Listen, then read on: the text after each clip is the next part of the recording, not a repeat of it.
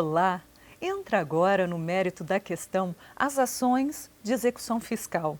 Execução fiscal é o mecanismo pelo qual a Fazenda Pública cobra uma quantia do contribuinte devedor. Da mesma forma que uma pessoa física ou jurídica entra com ações de cobrança, a Fazenda Pública também faz. E essa cobrança é realizada por meio do Poder Judiciário. De acordo com uma pesquisa promovida pelo Conselho Nacional de Justiça, os processos de execução fiscal representam cerca de 39% do total de casos pendentes de julgamento no país.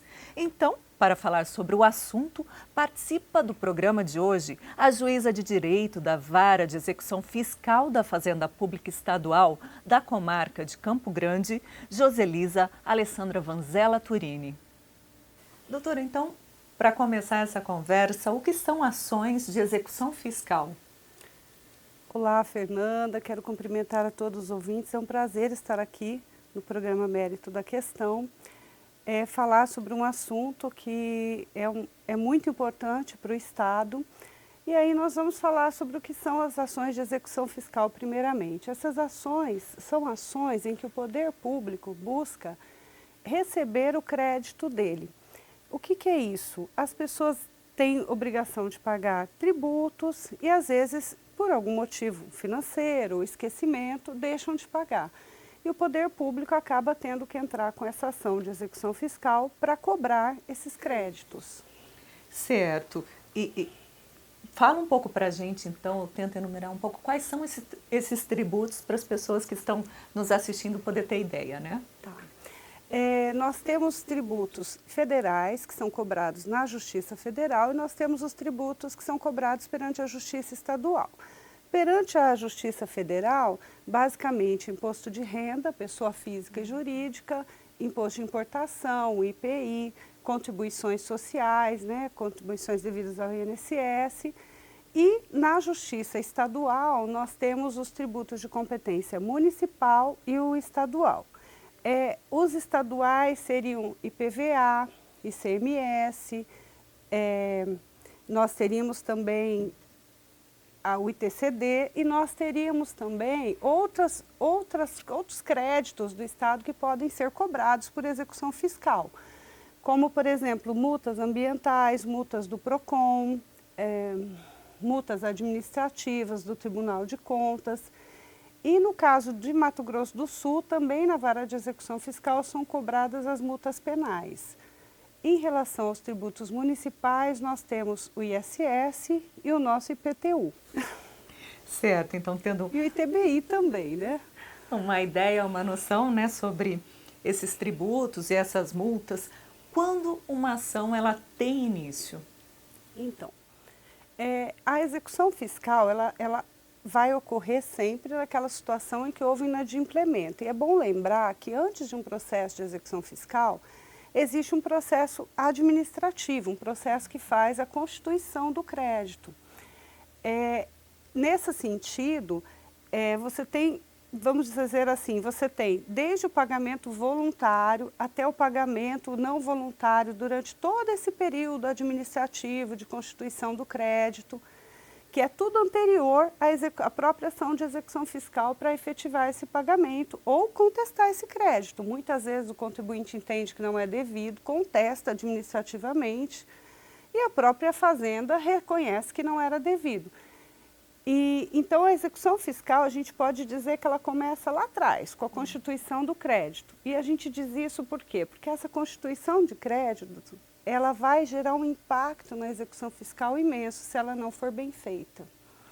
Então, ela começa lá atrás. Depois disso, se entra com a ação de execução fiscal, propriamente dita, né, caso não tenha sido recebido esse crédito. E aí é onde ela propriamente vai se iniciar, o juiz determina a citação do devedor para pagar em 5 dias. Então a gente pode afirmar que o processo de execução fiscal, ele não se limita à cobrança do tributo. Ou sim, não, porque tem um processo antes, né? Sim, tem o processo administrativo e o próprio processo de execução fiscal permite várias defesas do contribuinte, né? Então, assim, durante o processo de execução fiscal, o contribuinte pode se defender até mesmo na execução fiscal. Aí também ele pode se defender por embargos, antes dele também ele pode fazer uma defesa por anulatório. Então, o processo de execução fiscal, vamos dizer assim, que ele envolve toda a discussão do crédito do Estado, da qualidade da existência desse crédito e também do valor dele, né? Tanto na execução fiscal quanto nos outros processos de defesa do executado. Tá, isso também em qualquer esfera, né? Porque a senhora já colocou aqui que tem na esfera federal, estadual e municipal. É da mesma forma. Da mesma forma. E quais são as etapas da execução fiscal? O procedimento, né, da execução fiscal para a cobrança da dívida para a Fazenda Pública? Sim. Aí nós temos assim, o juiz recebida a inicial de execução fiscal, que é onde o Estado vai dizer quem é o devedor, quanto ele deve, vai formular o pedido e vai estar instruída por um documento final, né, emitido pela Procuradoria após todo o processo administrativo, que se chama certidão de dívida ativa. Uma vez recebido isso em juízo, verificada a regularidade, o juiz manda citar a parte para pagar em 5 dias ou nomear bens à penhora. Pode acontecer aí várias hipóteses. Por exemplo, a parte fala assim, olha, nesse momento eu estou impossibilitada de pagar, mas ela reconhece que ela deve. Ela procura a administração tributária, a Secretaria de Fazenda mesmo, tanto municipais quanto estaduais, quanto a Secretaria da Receita Federal. E ela busca o parcelamento do débito, que é uma situação onde ela pensa assim, olha, eu não consigo pagar isso agora à vista, mas existe uma possibilidade de eu pagar em 30 vezes, em 48, vai depender do valor. Eles vão avaliar. Então, é a primeira possibilidade que é pagar, nomear bens à penhora ou buscar o parcelamento. Quando busca o parcelamento, suspende-se a execução fiscal. Quando nomeia bens à penhora, ela garante a execução fiscal para poder entrar com uma das defesas, que é o embargo. Então, ela tem várias possibilidades. Certo, e eu acho que voltando ao cerne de tudo isso, ao que deu origem, né, a tudo isso, o que é a lei de execução fiscal? Todas as ações, elas têm uma regulamentação de procedimento, que é uma garantia para o próprio contribuinte, para a própria parte, em relação a um princípio constitucional que nós chamamos de devido processo legal, que ele traz dentro dele o contraditório, que é a possibilidade da pessoa ser ouvida naquele processo, e a ampla defesa, que é o direito dela se defender. E para regular para ter essa garantia, é importante que você tenha uma lei que regule procedimento. E a lei de execução fiscal faz isso. Então, ela vai trazer desde assim, quais são os requisitos que tem que constar na certidão de dívida ativa, que é o nome, vencimento, o valor, origem do crédito, por exemplo, né? Dentre outros. Como que você, ao receber a inicial, como que você, juiz, tem que proceder? Então, aí você vai mandar citar o prazo de pagamento, vem na lei de execução fiscal, a questão da penhora, depois da penhora, intimação para penhora, o prazo para embargar de 30 dias. Então, essa lei ela vai regular de forma ampla todo o processo de execução fiscal.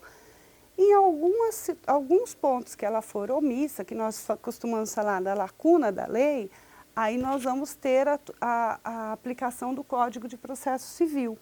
Mas fora isso, a lei de execução fiscal é a lei que vai regular todo o processo de execução fiscal. E essa lei, ela data de quando, doutora? E como que era antes dessa regulamentação? Qual era o cenário? Então, ela é bem antiga, ela é de 1980, então já há muitos anos ela regula essa cobrança da dívida pública.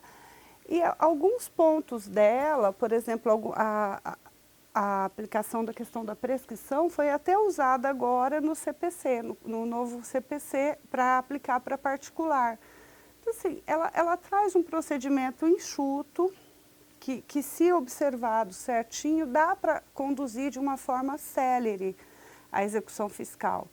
Então, nós vamos ter um problema depois em relação ao volume, mas a legislação em si, ela é bem tranquila para uma condução de um processo de execução fiscal, garantindo todos os direitos ao contribuinte.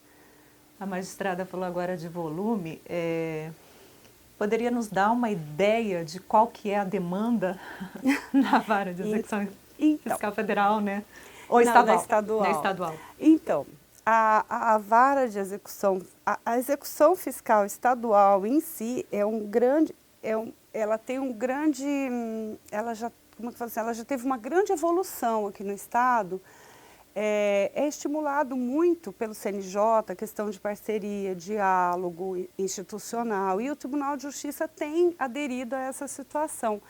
Com base nesse diálogo institucional, nós conseguimos viabilizar muitas coisas para a eficiência da execução fiscal estadual. Então, hoje, nós temos assim, o cenário nacional, onde o volume das execuções fiscais estaduais aumenta anualmente, e o cenário estadual nosso inverte. Por que que ele inverte? Eu estou falando mais especificamente da vara de Campo Grande, que é a especializada do estado, né, e que agora vai trazer todos os processos da execução fiscal estadual, uma vez que ela passa a ser uma vara estadualizada. A gente está dentro de um processo estimulado também, CNJ, que o tribunal está aderindo, que é de desterritorialização, que nós chamamos, que é trazer para cá os processos do interior, que possam ser especializados, com apoio até do Laboratório de Inovação do Tribunal de Justiça, que está LabJus, né, nosso LabJus, que sai um pouquinho do tema, mas não sai, Fernanda, porque ele está trabalhando um projeto exatamente de execução fiscal. E nesse processo de desterritorialização, nós vamos aumentar o número, mas em relação às varas da capital em si, é uma das poucas varas do país que diminui o processo ao invés de aumentar. Desde 2012, acho que, se não me recordo, foi o primeiro ou segundo tribunal do país a regulamentar, por exemplo, o protesto de título. E isso é uma medida de desjudicialização, porque regulada pela nossa corregedoria, porque o judiciário acaba se envolvendo tanto na cobrança, quando há o processo de execução fiscal, quanto na regulamentação pela corregedoria, quando se trata de que nós chamamos de desjudicialização. O que que é isso? É fazer a cobrança de uma forma diferente, fora do judiciário, para impactar um pouco menos o judiciário, as metas de distribuição. Mas assim, eu posso dizer que, até com orgulho, com o apoio da Procuradoria, nesse aspecto, né, que tem aderido a todas essas inovações que a gente propõe, que a nossa vara é uma vara interessante no país, porque ela tem um modelo diferente. Teriam outras ferramentas que ajudam nessa celeridade de soluções, de dar resultado para a população? Sim, nós teríamos também, porque nós usamos muito as ferramentas de TI. E a TI, nesse tempo que eu estou lá desde 2011, ela tem atendido muito com as inovações necessárias para dar essa agilidade. Então, isso é muito importante. Esse apoio institucional que o TJ nos deu esse tempo todo foi decisivo para essa mudança de paradigma da vara de execução fiscal estadual. Mas nós também contamos com essa situação da Procuradoria, buscando cada dia mais melhorar o nascimento do crédito, que é aquilo que eu te falei. Não adianta eu cobrar agora um crédito que já está parado há 5 anos, a empresa fechou, eu judiciário, né? Porque eu sou apenas uma juíza lotada na vara de execução fiscal, mas o judiciário em si, para que ele faça um bom trabalho, ele precisa da boa qualidade do crédito. A gente vai para um breve intervalo e, na volta, você fica sabendo como se defender em caso de execução fiscal.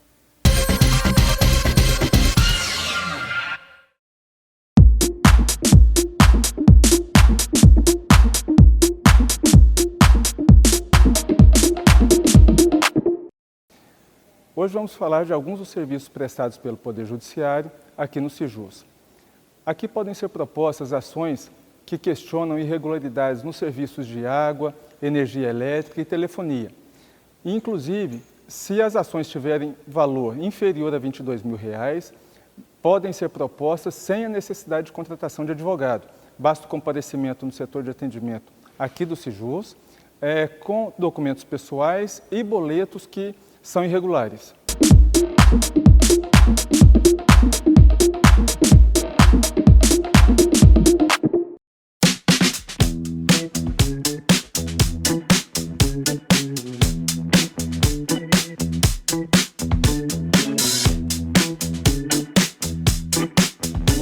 Você pode receber semanalmente a newsletter da Assembleia.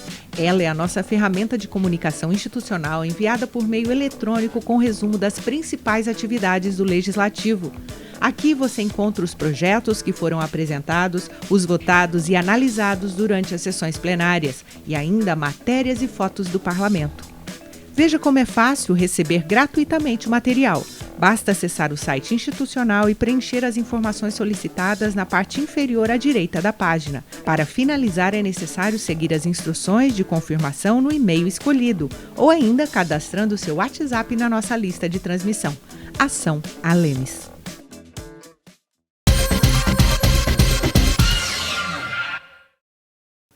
Estamos de volta com a juíza de direito da Vara de Execução Fiscal da Fazenda Pública Estadual da Comarca de Campo Grande, Joselisa Alessandra Vanzella Turini, no mérito da questão de hoje. Magistrada, o que fazer em caso de execução fiscal?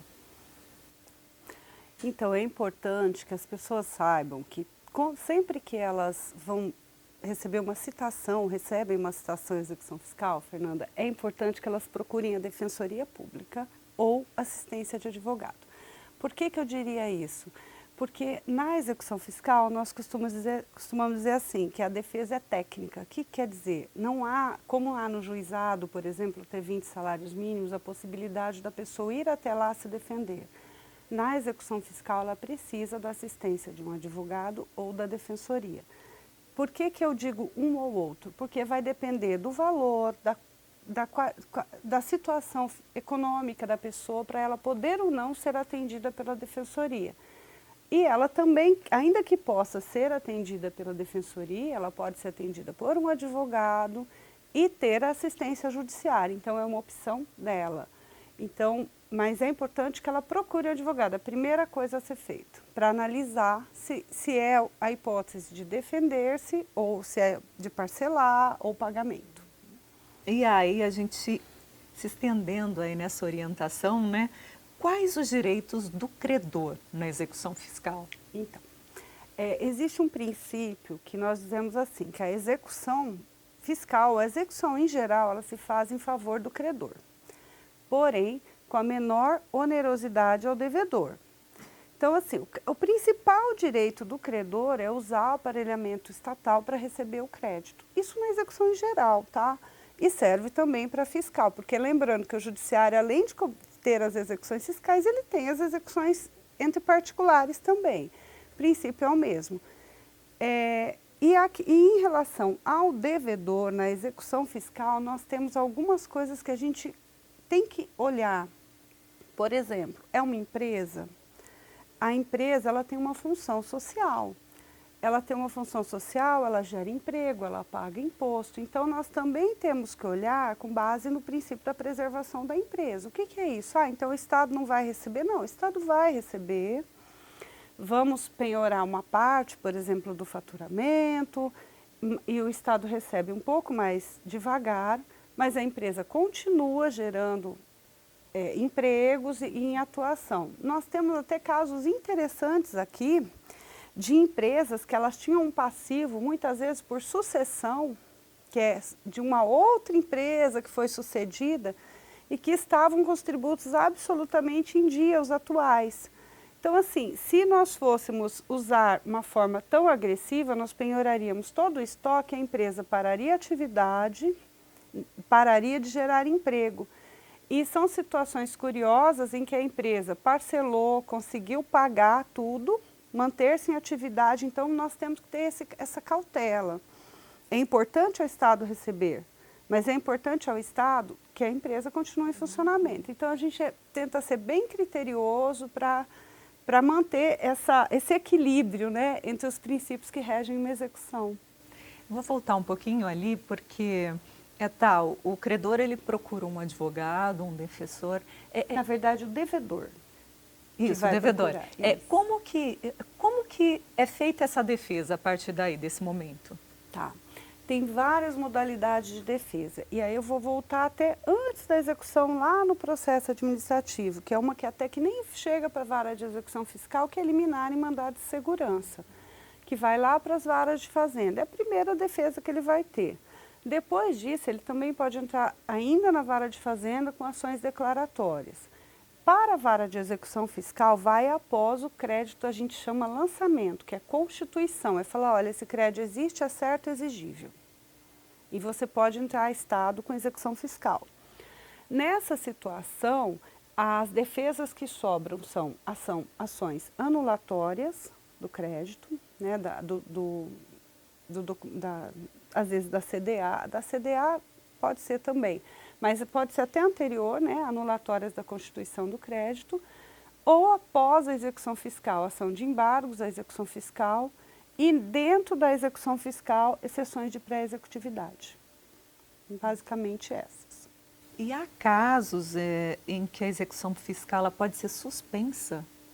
Sim, a execução fiscal é um caso clássico que nós falamos aqui, né, a questão do parcelamento. O parcelamento acaba suspendendo o processo de execução fiscal. E um outro caso clássico é quando se esgota, lembra que eu falei de quando demora muito o procedimento, a empresa, às vezes ela deixa de existir, não há o que penhorar. Então, assim, você não consegue citar o devedor, você não consegue penhorar bens. Esse caso é um caso de suspensão a pedido do Estado. O processo fica suspenso por 1 ano. Fim desse 1 ano, se ainda não há bens nem devedor localizado, mais 5, e aí opera-se a prescrição. E ainda seguindo aí, né, doutora, porque eu acho que o principal objetivo do mérito da questão é essa função de esclarecer, né, um programa educativo. A gente está falando muito de penhora aqui nessa entrevista. O que é a penhora da execução fiscal? A penhora é uma ação estatal de expropriação de bens, que a gente diz. Assim, vamos tentar falar num termo menos técnico. Eu pegar alguns bens da Fernanda, a Fernanda tem uma dívida tributária, eu falo, olha, Fernanda, esse teu carro vai ficar aqui garantindo essa dívida. E se ao final você apresentar todas as defesas e não pagar, esse seu carro será vendido em leilão e esse dinheiro reverte para o Estado para pagar isso. Isso é a penhora, eu já fui até um pouco adiante, eu já te trouxe até a questão da asta pública, que é a venda, né? Porque ao final eu garanto ao credor o recebimento do crédito dele. E quando essa medida é necessária, doutora? Assim, somente em que casos, né, que a penhora ela é aplicada? Quando a pessoa é citada e não paga, não parcela, não nomeia bens a penhora. Quando ela nomeia bens a penhora, é uma penhora, mas mediante o oferecimento dela, falou, olha, eu quero que esse bem fique garantindo a execução enquanto eu me defendo. Certo. E o que são os embargos à execução fiscal? Feita essa penhora, a gente chama de execução fiscal garantida, né? E aí ela pode apresentar os embargos à execução fiscal. Sabe, Fernanda, essa questão da penhora, é importante lembrar uma situação. Às vezes a pessoa não se atenta muito. Então, assim, a gente até pede, se vocês receberem uma citação em casa, procurem, sabe, procurem a fazenda, vejam se podem parcelar, a possibilidade de pagar, procurem um advogado, porque muitas vezes a pessoa esquece, deixa isso para lá e é surpreendida por a gente chama de cisbajude, né, que é um bloqueio na conta corrente dela de dinheiro, direto pelo sistema. Porque hoje nós temos instrumentos na execução fiscal para localizar bem e cruzar bens. A gente cruza CPF, CNPJ, a gente cruza pessoas. Então, nós temos como localizar bens. Então, assim, pelo Bacenjude, pelo Cisbajude atual, antigamente era Bacenjude, pelo Renajude, que bloqueia veículos. Então, a pessoa, de repente, ela vai fazer um licenciamento, o veículo dela está bloqueado. Imóveis também, nós podemos fazer isso por sistema. Então, nós temos buscas muito avançadas na execução fiscal. E aí, diante dessa informação, qual é o prazo para o devedor apresentar embargos à execução fiscal? 30 dias, porém, a contar da penhora. né? Então, para pagamento 5 dias, para embargos após a penhora 30 dias. A gente está aí, né, falando da execução fiscal, da aplicabilidade, como ela funciona, mas quais são os possíveis problemas que podem ocorrer na execução fiscal? O maior problema hoje que nós temos em sede de execução fiscal é a questão de gestão judiciária. A gestão estratégica com o volume de processos de execução fiscal é muito grande. Nós temos, por exemplo, aqui em Campo Grande, um grave problema na execução fiscal municipal pelo volume de processos que são distribuídos.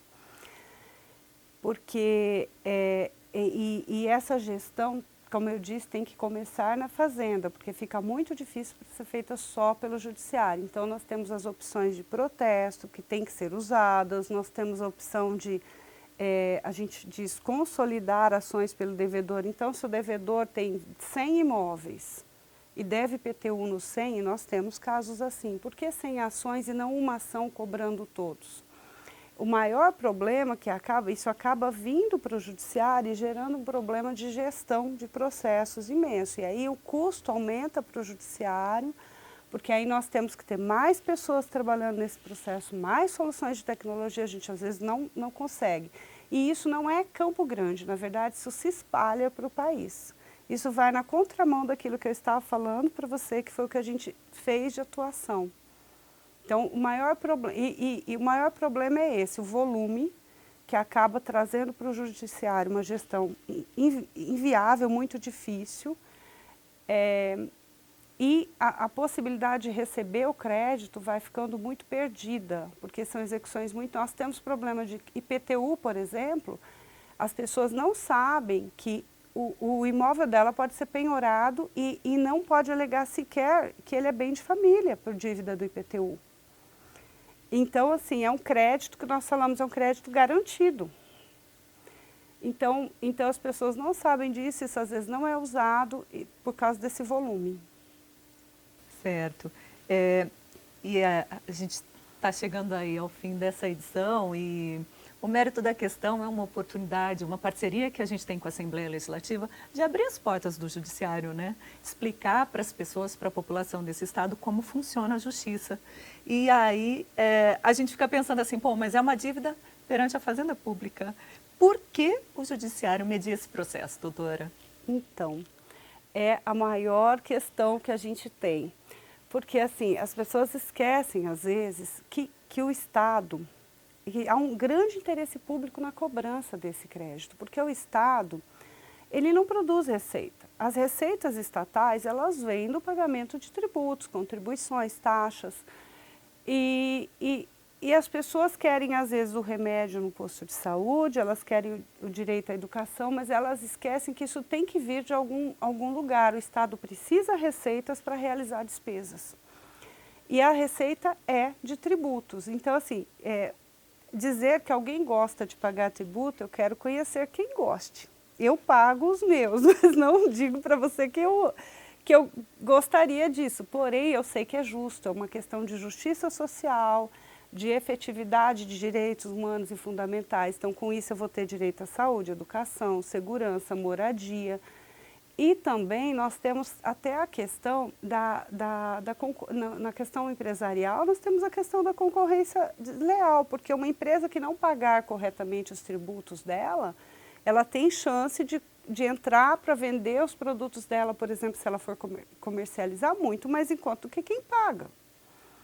Então, assim, existe todo um porquê o Estado mediar isso, porque são princípios que estão na Constituição Federal, mas basicamente para garantir as receitas do Estado para que possa realizar as despesas, notadamente garantia de direitos humanos e fundamentais. Magistrada, muito obrigada pela sua participação no mérito da questão de hoje. Agradeço, Fernanda, pelo convite, agradeço a produção do programa, agradeço aos ouvintes. Foi um prazer estar com todos vocês. Assim, a gente termina mais uma edição do Mérito da Questão, programa do Poder Judiciário em parceria com a Assembleia Legislativa do Estado. Programa com uma proposta educativa de promover conhecimento cada vez melhor sobre a prestação jurisdicional em Mato Grosso do Sul. Até a próxima entrevista.